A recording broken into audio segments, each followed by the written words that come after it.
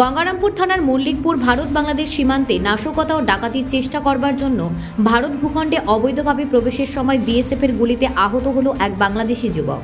একই সঙ্গে বাংলাদেশি দুষ্কৃতীদের হামলায় গুরুতর আহত হয়েছেন এক বিএসএফ জওয়ান। বিএসএফ সূত্রে জানা গেছে, বুধবার সকাল ৬টা নাগাদ বাংলাদেশি ৪-৫ জন দুষ্কৃতীরা অবৈধভাবে সীমান্ত অতিক্রম করে ভারতের ভূখণ্ডে প্রবেশ করে। তাদের উদ্দেশ্য ছিল ভারতের নাশকতা ও ডাকাতি করার। কর্তব্যরত বিএসএফ দুষ্কৃতীদের আটকানোর চেষ্টা করলে দুষ্কৃতীরা প্রতিরোধ গড়ে তোলে এবং এক জওয়ানের রাইফেল ছিনতাইয়ের চেষ্টা করে, সেই সঙ্গে বিএসএফ জওয়ানের ওপর আক্রমণ চালায়। এই হামলার ফলে এক বিএসএফ জওয়ানে গুরুতর আহত হন। অতর্কিতে হামলার মুখে কর্তব্যরত বিএসএফ গুলি চালায়। এতে মোহাম্মদ আলাউদ্দিন নামে এক বাংলাদেশি দুষ্কৃতী গুলিবিদ্ধ হয়। ঘটনার পর আহত বাংলাদেশি যুবক ও বিএসএফ জওয়ানকে গঙ্গারামপুর সুপার স্পেশালিটি হাসপাতালে নিয়ে যাওয়া হয়। বিএসএফ সূত্রে জানা যায়, গুলিবিদ্ধ ওই বাংলাদেশি যুবকের বাড়ি বাংলাদেশের ঠাকুরগাঁও থানা এলাকায়। এই ঘটনায় গোটা সীমান্ত এলাকায় তীব্র চাঞ্চল্য আতঙ্ক ছড়িয়েছে। মল্লিকপুর সীমান্ত এলাকার গ্রামবাসীদের দাবি, মাঝে মধ্যে অঞ্চলে চোরাচালান ঘটনার ঘটে। আজ ভোরে কয়েক রাউন্ড গুলি চালানোর ঘটনার পর থেকে আতঙ্ক ছড়িয়ে পড়েছে সীমান্তবর্তী গ্রামগুলিতে। এই বিষয়ে স্থানীয় বাসিন্দা যমুনা রানী রায় জানিয়েছেন, আজকে সকালে কি ঘটেছিল? গুলি ফায়ার হয়েছিল ৬টার দিকে। কাকে গুলিটা লেগেছিল কি জানতে পারছেন? বলতেছে বাংলাদেশের লোক, এখনো সঠিক শুনি নাই তো, বাংলাদেশের কি ইন্ডিয়া শুনি নাই তো।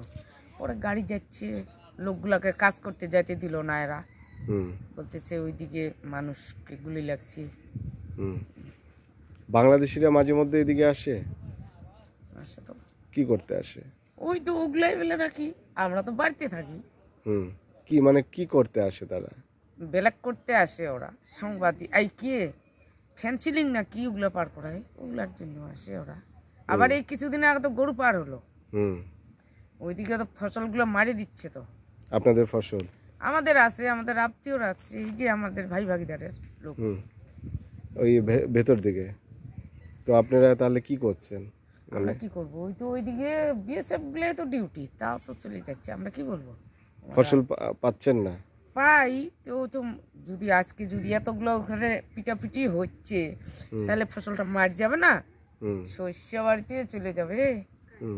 আগে যখন এর আগে তখন আপনাদের ফসল নষ্ট হতো না? এই যে কিছুদিন ধরে হচ্ছে? না না, ওটা আগে থেকে যেদিক দিলে যাবে মালগুলো না, সেদিকে মাটি চলে যায়।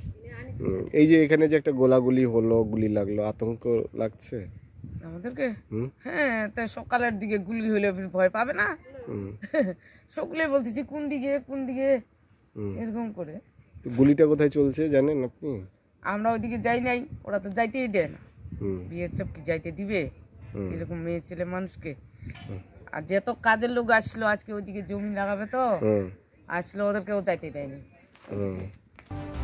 এদিকে বিএসএফ পরিস্থিতি সম্পূর্ণ নিয়ন্ত্রণে রেখেছে এবং ইতিমধ্যেই ঘটনার পূর্ণাঙ্গ তদন্ত শুরু হয়েছে। গঙ্গারামপুর থেকে বিশেষ প্রতিবেদন, নিউজ টুডে।